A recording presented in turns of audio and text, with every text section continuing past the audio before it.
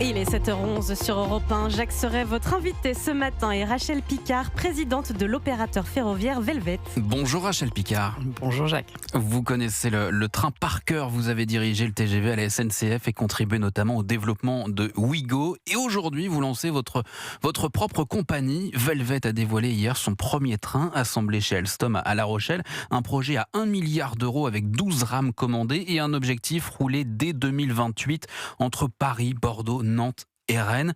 À quel moment, Rachel Picard, vous vous êtes dit il y a un espace pour un nouvel acteur ? Merci pour la présentation, elle est très précise et parfaite. En fait, c'est le déclic est venu après le Covid. C'est vrai que pendant le Covid, on a vécu quasiment sans train et ça a un peu paniqué tout le monde et toute la profession. Et après le Covid, on a vu qu'on est revenu aux croissances qu'on avait avant le Covid.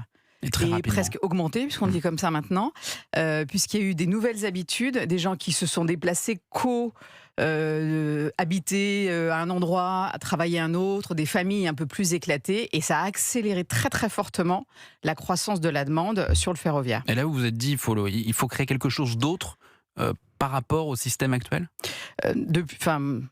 Depuis toujours, moi je travaille dans des projets de croissance et de développement, en fait, c'est un peu mon ADN.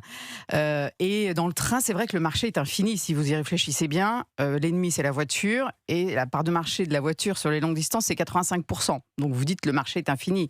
Donc plus on met d'offres, en fait, et plus on peut aller chercher vraiment des nouveaux voyageurs. Et là, on voit que ils sont en fait déjà là, presque, au bout du quai, mais il y en a plein qui n'arrivent pas à monter dans le train. Mais vous étiez vous-même à la SNCF, vous vous êtes dit quoi ? Vous vous êtes dit le système ne fonctionne pas suffisamment bien pour les utilisateurs. Vous étiez au cœur de la machine, vous aviez identifié des limites ? Le système fonctionne bien, la France peut être fière de son chemin de fer, vraiment. Par contre, ce qui est intéressant quand vous mettez plusieurs acteurs, c'est que vous créez des dynamiques différentes. Vous donnez plus de choix en fait, aux voyageurs, plus de place. Et là, aujourd'hui, en fait, on est dans une crise capacitaire. Nous, on a mesuré pendant plusieurs années.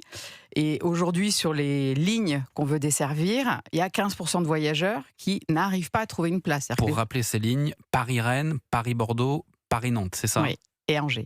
Et Angers également sur la même ligne de Paris-Nantes. Et là, il y a un besoin aujourd'hui très clairement identifié. Oui, sur l'Ouest, on est vraiment sur une région qui est hyper dynamique, qui est économiquement, démographiquement, touristiquement. En plus, c'est des clients très différents. Donc, vous avez des clients la semaine, des clients le week-end. Et ça, c'est bien pour un opérateur qui a des trains avec beaucoup de place à remplir tous les jours, toutes les heures. Et c'est vrai que la demande, là, on voit que la croissance est très forte structurellement, et c'est des croissances de long terme. Quand on investit, vous l'avez dit, 1 milliard dans le train, c'est pour un train, c'est 30 ans.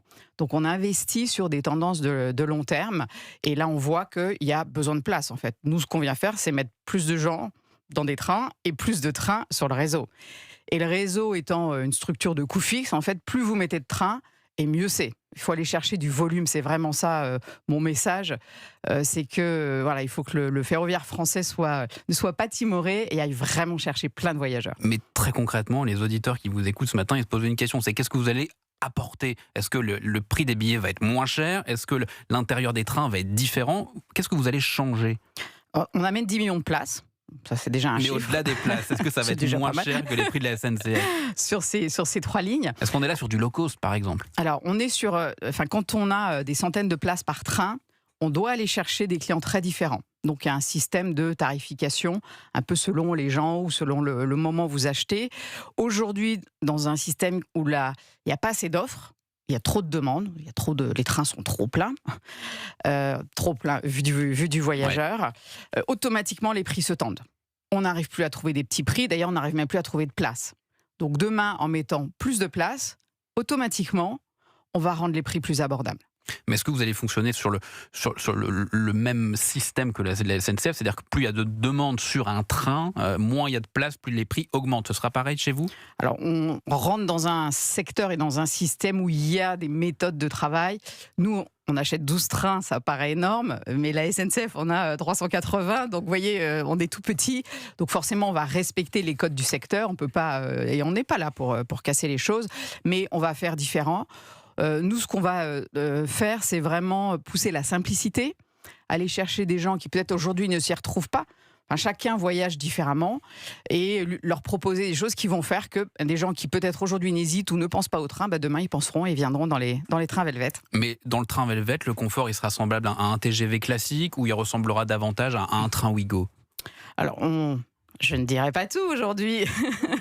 Non, en fait, on a travaillé pendant plusieurs années sur ce sujet. Bien sûr, c'est un tube de métal avec des sièges, grand scoop, mais c'est vrai qu'à l'intérieur, ce sera différent. Et c'est ça qui est riche quand vous avez plusieurs opérateurs, c'est que vous allez avoir une ambiance différente, une manière d'accueillir les gens différente. Et pour faire ça, on a sillonné avec mon associé Tim pendant des mois toute l'Europe, dans tous les trains.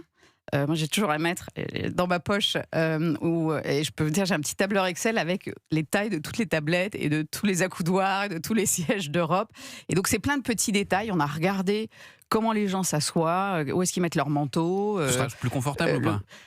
En fait, ou ce sera pareil? ce qui existe aujourd'hui est très confortable. Ouais. Donc, ça sera juste un autre type de confort, d'autres types de détails. Et chacun y trouvera son compte, en fait. Très brièvement, juste pour conclure, j'aimerais savoir si, parce qu'on constate en France que le train est aussi marqué par des mouvements sociaux réguliers. Est-ce que Velvet pourrait être une alternative, par exemple, lorsqu'il y a des grèves à la SNCF? Alors, c'est une question presque technique, en fait. Si la grève est chez l'opérateur SNCF, à ce moment-là, oui, puisque nous ne serons pas affectés et donc nous pourrons faire circuler les trains. Si la grève a lieu chez le gestionnaire du réseau, qui est à la manœuvre pour les circulations, eh bien, nous serons embêtés également. Merci beaucoup Rachel Picard, je rappelle que vous êtes présidente de l'opérateur ferroviaire Velvet. Merci d'avoir été avec nous ce matin sur Europe 1. Merci pour l'invitation. Très bonne journée à vous.